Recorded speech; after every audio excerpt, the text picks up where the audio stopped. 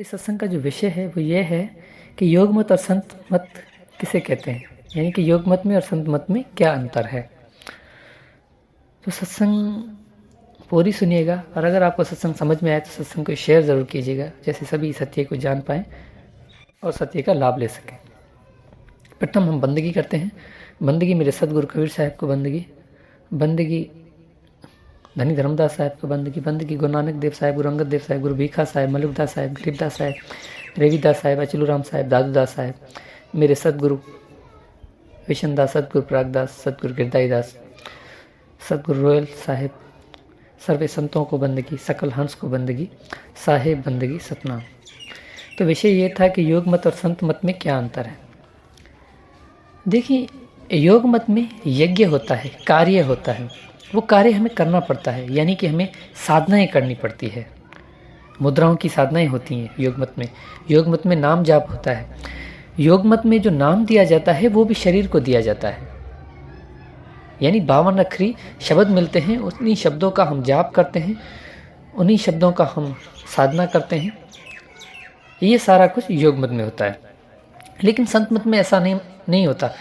संत मत में जो नाम दिया जाता है वो विधेयी नाम होता है, यानी वो जो नाम होता है वो सत्य तो ये है कि वो नाम नहीं होता है, वो सिर्फ जैसे कि किसी वस्तु का नाम होता है ना, वो वस्तु का नाम नहीं है, बल्कि वो जो नाम है वो खुद एक वस्तु है।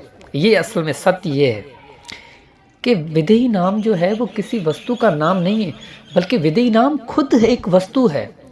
यही सार है। और योग मत में क्या होता है, मुद्राओं की साधना होती है। कौन कौन सी मुद्राएं होती हैं योग मत में? छाचरी, भूचरी, उन्मुनी, खेचरी, अगोचरी मुद्राएं। ऐसी जो मुद्राएं हैं ये मुद्राएं होती हैं। इनमें क्या होता है, ये मुद्राएं हमारे शरीर के अंदर होती हैं, ठीक है, और इन्हीं मुद्राओं की साधना की जाती है। मैं आगे चल के इन मुद्राओं को भी खोलूँगा, मैं आपको समझाऊंगा कि कौन कौन सी मुद्रा है और कौन कौन सी मुद्रा कैसे की जाती है, उसका कार्य क्या है। और उसके साथ साथ संत मत में इन 5 मुद्राओं का कोई काम नहीं होता। संत मत में शरीर की बात ही नहीं होती, संत मत में शरीर की आवश्यकता ही नहीं होती है।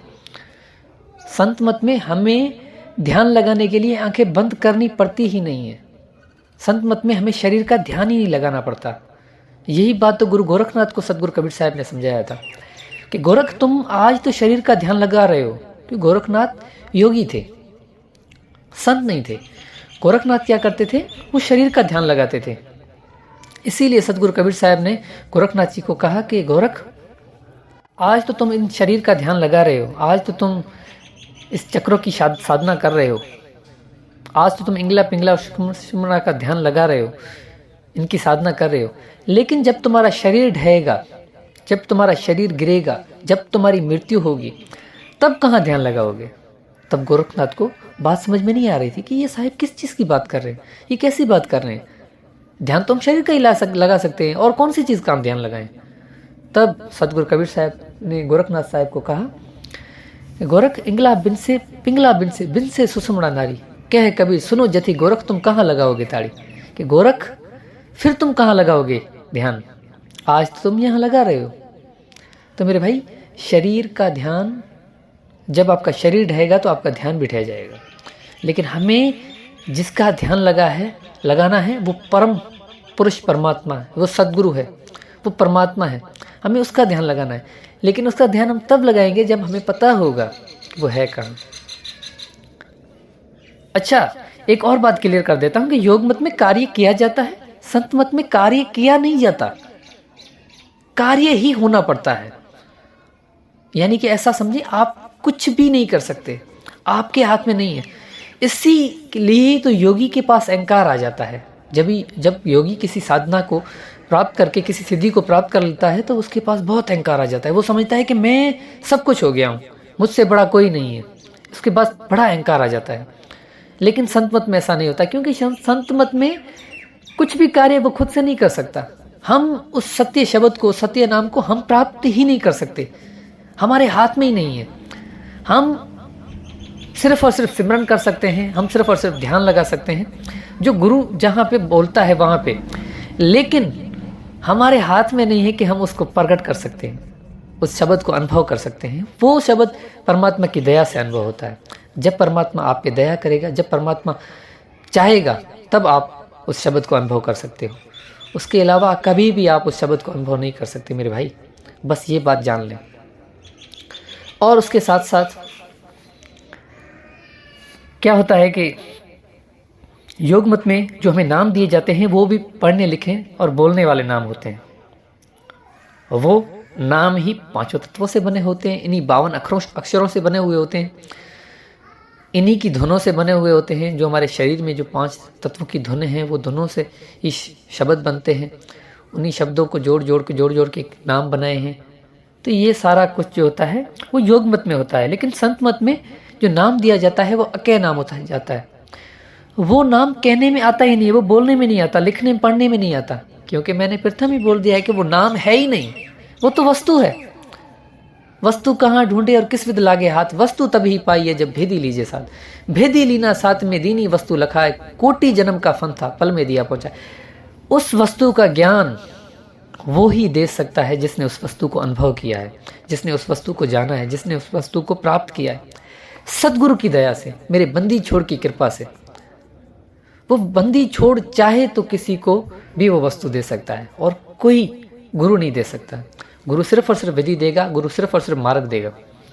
तो आगे कहते हैं कि योग मत में जो होता है वो धुनों की जो धुन सुनाई देती है हमें, पांचों तत्वों में जो धुनें होती हैं, ठीक है, जो अनंत धुन हो गई, उन्हीं को परमात्मा समझते हैं। वो झिंगुर की आवाज़ सुनाई देती है कान में, अनेकों आवाज़ें हमें सुनाई देने वाली जो आवाज़ें आ रही हैं, वो सारी की सारी को वो परमात्मा समझने बैठ जाते हैं। वो किसी को जो धुन सुनाई देती है वो समझता है यही मैंने बस परमात्मा को अनुभव कर लिया, यही सार नाम है। ऐसा नहीं है मेरे भाई। सार नाम सुरों से न्यारा, भेद ना पावे कोई, 4 वेद में भिरमा भूले, आदि नाम ना पाए। वो तो सुरों में आता ही नहीं है, वो तो धुन है ही नहीं, वो एक वस्तु है मेरे भाई। वस्तु, उस वस्तु को जानना है, उस वस्तु को प्राप्त करना है। और संत मत में क्या होता है? संत मत में होता है जो आत्मा होती है उसमें क्या किया जाता है, उसको उसके हृदय में आग लगाई जाती है। उसे ये कहा जाता है कि भाई जब तक तुम उसको प्राप्त नहीं करोगे ना, तब तक तुम्हारा आवागमन कभी भी खत्म नहीं हो सकता, ये कहा जाता है। और जब उसके ये समझ में आ जाती है, जब वो विवेकी हो जाता है, जब वो जागृत हो जाता है, जब वो ये समझ जाता है कि मृत्यु के बाद मेरा क्या होगा, वो उसकी आत्मा उस सत्य को प्राप्त करने के लिए खोज करती है कि भाई मुझे ऐसा गुरु चाहिए जिस गुरु ने उस सत्य को जाना है, जिस उस गुरु को अनुभव किया है, जिस गुरु ने उस शब्द को अनुभव किया है, उस परमात्मा को अनुभव किया है, उस सत्य नाम को अनुभव किया है। उससे मुझे बस विधि मिल जाए, उससे मुझे सिर्फ सैन मिल जाए। और क्या आता है योग मत में, जो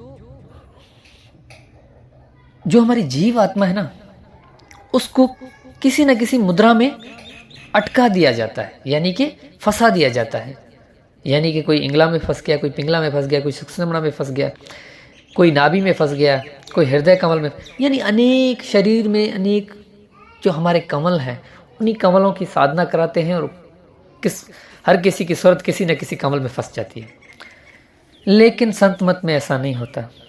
संत मत में विहंगम चाल दी जाती है जो शरीर से बाहर की होती है। उसमें हमारे शरीर की आवश्यकता ही नहीं होती है, शरीर का ध्यान लगाना ही नहीं पड़ता, क्योंकि ये पता चल जाता है कि ये शरीर तो ढह जाएगा। आज मैं इस शरीर में ध्यान लगाऊंगा, ठीक है, लेकिन जब ये शरीर ढहेगा तो क्या मेरी आत्मा भी फिर उसके साथ साथ चली जाएगी, ढह जाएगी। फिर वो ध्यान कहाँ जाएगा? फिर वो 84 लाख योनियों में भटकता रहेगा। तो मेरे भाई, संत मत में आत्मा को विहंगम चाल दी जाती है। उसे कहा जाता है कि तुम्हें किसी में ध्यान लगाने की कोई आवश्यकता नहीं है। ऐसा नहीं है कि तुम पिंड में ध्यान लगाओगे, इंड में ध्यान लगाओगे, ब्रह्मांड में, ऐसा कुछ नहीं है मेरे भाई। तुम्हें सीधा उस परमात्मा में ध्यान लगाना, किसी में ध्यान लगाने की कोई ज़रूरत। साहब कहते हैं ना कि सुबद विहंगम चाल हमारी, कह कबीर सदगुरु ते तारी, इंड पिंड के पार सो देश हमारा है। जो इस शरीर से और इस संसार से जो पार है वो मेरा देश है। अब इसमें बड़ा संकेत है, इसमें बड़ा रहस्य है। इसको जानना है। तो कहने का भाव कि भाई संत मत में जो है सेज समाधि दी जाती है, एक ऐसी समाधि जिसमें हमें शरीर को कष्ट देना ही नहीं पड़ता, जिसमें आप जो भी कार्य करो उस कार्य के करते करते भी आप सिमरन कर सकते हो, उस कार्य के करते करते भी आप ध्यान लगा सकते हो। ऐसा नहीं है कि बस आपको जिस कार्य कर रहे हो उसमें आपको एक जगह पे बैठ के आपको नहीं करना पड़ेगा। आप सिमरन करोगे तो आपका सिमरन 24 घंटे आप 8 पहर उसको याद करते रहो, 8 पहर बस उसका सिमरन करते रहो उस परमात्मा का। ये तो गुरु विधि देते हैं, तब बात समझ में आ जाती है कि वो क्या होता है, कैसे होता है। तो बस आज के लिए हमारी सत्संग का यही विषय था कि योग मत और संत मत में क्या होता है। तो बात यही थी कि योग मत में हमें जो है साधनाएं करनी पड़ती है, संत मत में हमें कोई साधना नहीं करनी पड़ती, बल्कि संत मत में जब परमात्मा अपनी दया करता है, परमात्मा हमारा हृदय देखता है कि भाई इसके हृदय में कितनी लगन है उस सत्य को प्राप्त करने की, तब साहेब अपनी दया और कृपा से उस सत्य का अनुभव करवाता है। तो यही आज के हमारे सत्संग का विषय था। अगली सत्संग हम बहुत जल्द करेंगे। आज के लिए बस इतना ही। साहेब बंदगी सतना।